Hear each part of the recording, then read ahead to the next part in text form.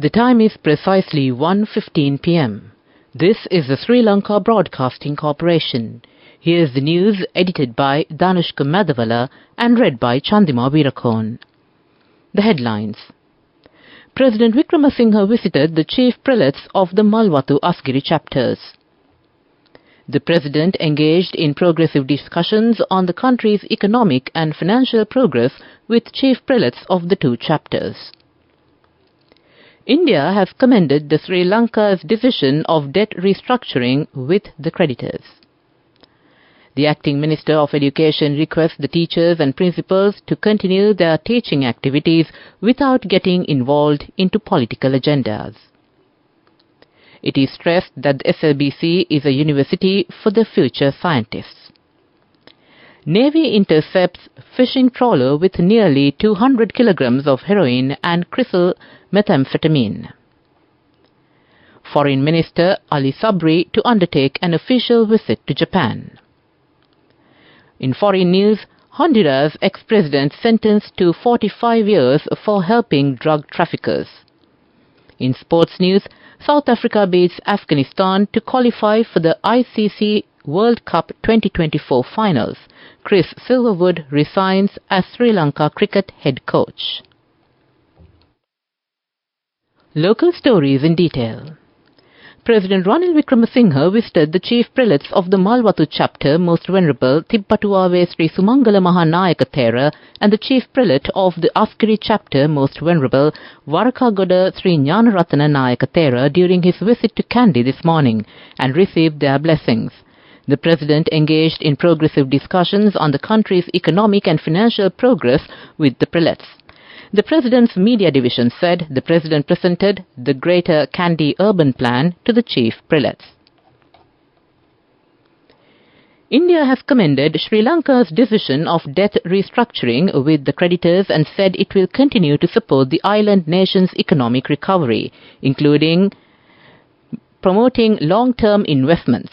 India is one of the co-chairs of the Official Creditors Committee that was formed in April last year to finalize a plan for restructuring Sri Lanka's debt.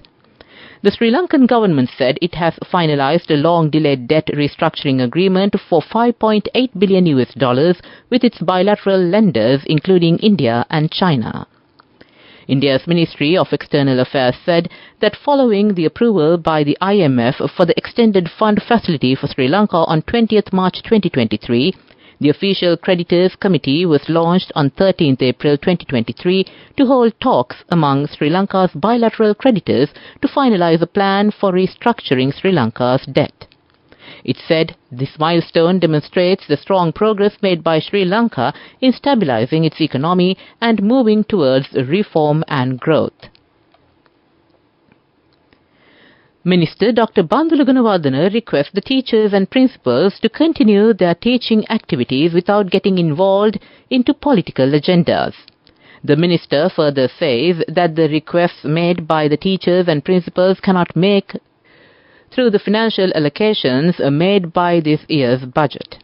Joining the program of the SLBC, the minister also said that this whole strike process seems like a political process. The teacher-principal trade unions are continuing their strike action today as well, protesting against the firing of tear gas and water cannons to disperse their protest in March in Colombo yesterday. The teacher-principal trade unions engaged in an island-wide trade union action by reporting sick leave yesterday based on several demands. At the same time, the members of the trade union launched a protest in Colombo, which commenced from near the Colombo Fort railway station. Police later resorted to using tear gas and water cannons to disperse the protesters near the Lotus roundabout in Fort as they attempted to march towards the presidential secretariat. This news comes to you from the Sri Lanka Broadcasting Corporation. Continuing with the local stories, Professor and Head of Department of Sinhala of the University of Colombo, Sandagomi Koparaheva, says that the real role of the media is to fulfill their responsibilities for the future generation of the country without limiting to the needs of the society. He was speaking at the event to release the research paper conducted by the mass media unit of the Kelaniya University. The event was held at the Ananda Samarakon studio of the SLBC this morning. Professor Kopraheva also said that the SLBC is a university for the future scientists. It is worthy to script the history of the broadcasting for the reference of the scientists and the researchers. He said that the history of the SLBC should be protected for the future. On an invitation extended by Japanese Foreign Minister Yoko Kamikawa, Foreign Minister Ali Sabri is scheduled to undertake an official visit to Japan from the 1st of July 2024. During this visit, the Foreign Minister will engage in bilateral discussions with his Japanese counterpart, which will focus on making further progress on the outcome of the latter's official visit to Sri Lanka in May 2024. Foreign Minister Sabri will also call on several other dignitaries, including Chief Cabinet Secretary of Japan, Yoshimasa Hayashi. The Foreign Minister will be accompanied by senior officials of the Ministry of Foreign Affairs of Sri Lanka. In another successful operation of the Sri Lanka Navy, on receipt of information to naval intelligence, a local multi-day fishing trawler carrying a large haul of narcotics with 6 suspects aboard was intercepted on the high seas about 222 kilometers off Colombo on Monday. The operation, carried out by deploying SLNS Nandimitra, resulted in the seizure of more than 191 kilograms of heroin and crystal methamphetamine, including their packaging. Meanwhile, the commander of the Navy, Vice Admiral Priyantha Pereira, arrived at the Dick Orbiter Fisheries Harbour yesterday to inspect the consignment of narcotics brought ashore. The Sri Lanka Navy and Coast Guard regularly patrol and conduct search operations along the island's coast to prevent illegal activities, such as drug trafficking, stemming via sea routes, etc. And to end this segment of local news, the headlines again. President Wickremesinghe visited the chief prelates of the Malwathu Askiri chapters. The President engaged in progressive discussions on the country's economic and financial progress with chief prelates of the 2 chapters.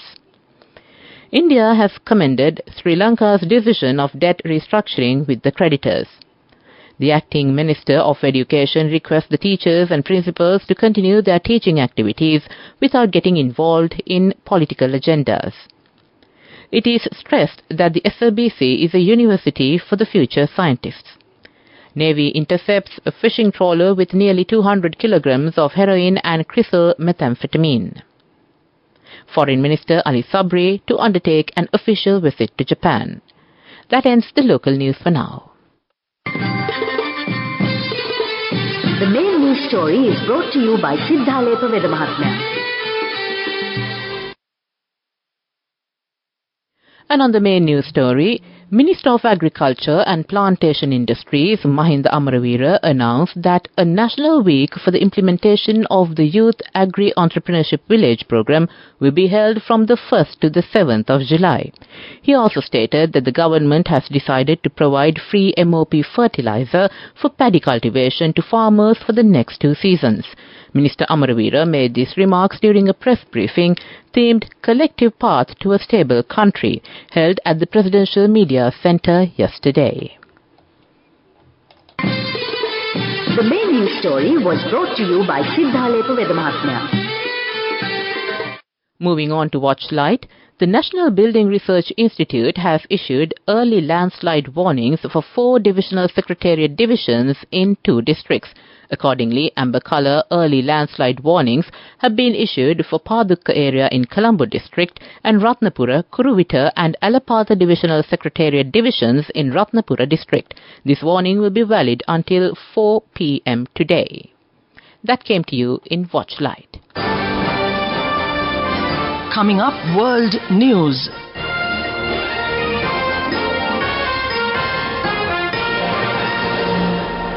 Headlines of the world news. Honduras ex-president sentenced to 45 years for helping drug traffickers. Bolivian police arrest leader of coup attempt. Kenya's Reuters says a finance bill to be withdrawn after deadly protests. Juan Orlando Hernandez, the former president of Honduras, once seen as an important U.S. ally with tough on-crime politics, has been sentenced to 45 years in prison for his conviction on drugs and weapons charges. A Manhattan jury in March found Hernandez, 55, guilty of accepting millions of dollars in bribes to protect United States-bound cocaine shipments belonging to traffickers he once publicly proclaimed to combat. U.S. District Judge Kevin Castell passed down the sentence in a Manhattan courtroom on Wednesday. The 55-year-old Hernandez, who led the Central American nation from 2014 until 2022, said at his sentencing that he is innocent. He added that he was wrongly and unjustly accused. Hondurans at home and abroad had cheered the conviction, celebrating it as a rare instance of accountability for corruption and deceit by a member of the country's ruling class. Bolivian police have arrested the leader of an attempted coup, hours after the presidential palace in the capital of La Paz was stormed by soldiers. Armored vehicles and troops had taken up position on Murillo Square, where key government buildings are located. They all later withdrew. The rebel military leader in charge, General Juan José Zuniaga, had said he wanted to restructure democracy, and that while he respected President Luis Arce for now, there would be a change of government. He is now under arrest. The president condemned the coup attempt, calling on the public to organize and mobilize in favor of democracy. We cannot allow once again coup attempts to take Bolivian lives, he said in a televised message to the country from inside the presidential palace. His words clearly resonated with pro-democracy demonstrators taking to the streets in support of the government. Kenya's President William Ruto has said he will not sign a finance bill that led protesters to storm Parliament in anger over rising costs, adding that the bill containing tax hikes would be withdrawn.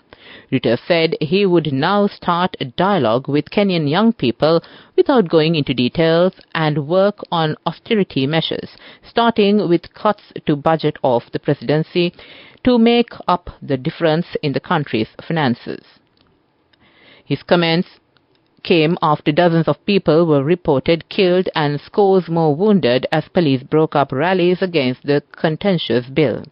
The move will be seen as a major victory for the week-old protest movement that grew from online condemnation of the proposed tax increases into mass rallies demanding a political overhaul in the most serious crisis of Ruto's two-year-old presidency. Shortly before Ruto's address, activists called for new protests in Kenya. They called on demonstrators to return peacefully to the streets to honor those killed. And to end this bulletin of world news, the headlines again. Honduras ex-president sentenced to 45 years for helping drug traffickers. Bolivian police arrested leader of coup attempt. Kenya's Ruto says finance bill will be withdrawn after deadly protests. That came to you in World News. Development News.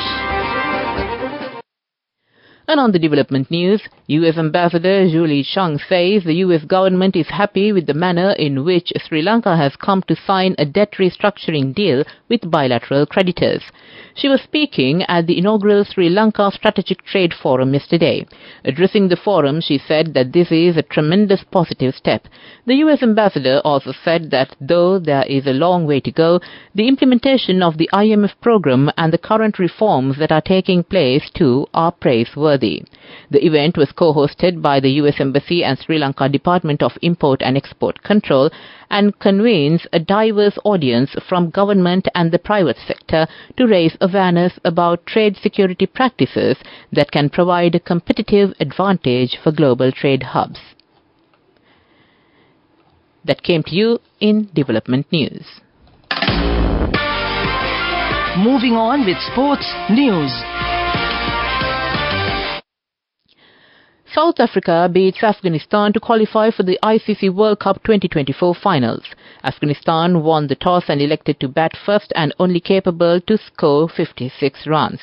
Only one player was able to bag a two-digit score. 3 batsmen went to the pavilion without a run. Marco Jansen and Tabriz Shamsi took 3 wickets each. In reply, South Africa hit the target score in just 8.5 overs, losing only 1 wicket. Sri Lanka Cricket announced today that the head coach of the Sri Lanka national cricket team, Chris Silverwood, has tendered his resignation from the position, citing personal reasons. Under Silverwood's leadership, the national team achieved significant success, including winning the T20 Asia Cup in 2022 and reaching the finals of the 50-over Asia Cup in 2023.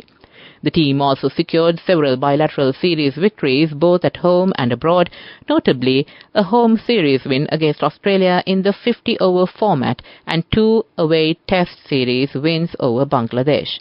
In its statement, Sri Lanka Cricket extended its best wishes to Chris Silverwood for his future endeavours and thanked him for his valuable contributions during his tenure. That came to you in Sports News. Go ekak tiyana youth eකට life එකේ change එකට නියමෙට set වෙන්න ඇස් වහගෙන දැකපු වීර හැබැයි කරන්න youth එකට නියමෙට set වෙන friendship එක මෙන්න. The all-new NSB Ithru Mithru account, NSB IM, a plan for your dream. Business News, sponsored by National Savings Bank, the safest place for your money.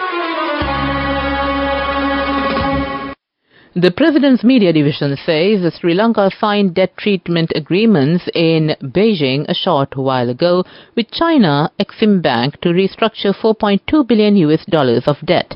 The framework agreement related to this was signed between Sri Lanka and China in Colombo, Sri Lanka. According to the President's Media Division, this restructuring provides significant debt relief, allowing Sri Lanka to allocate more funds to essential public services and resume concessional financing for critical infrastructure development. That came to you in Business News. Business News, sponsored by National Savings Bank, the safest place for your money. Go ekak tiyana youth එකට life එකේ change එකට නියමෙට set වෙන්න ඇස් වහගෙන දැකපු වීර හැබැයි කරන්න youth එකට නියමෙට set වෙන friendship එක මෙන්න. The all-new NSB Ithru Mithru account, NSB IM, a plan for your dream. And on to the economic news. The discussion on restructuring process of Ceylon Petroleum Corporation was held recently. The attention was focused on establishing another government entity for oil refinery activities. The main objective is to attract more foreign investments to upgrade the quality of the oil. The discussion also focused on digitization of the Petroleum Corporation and new salary scales for the employees of the corporation.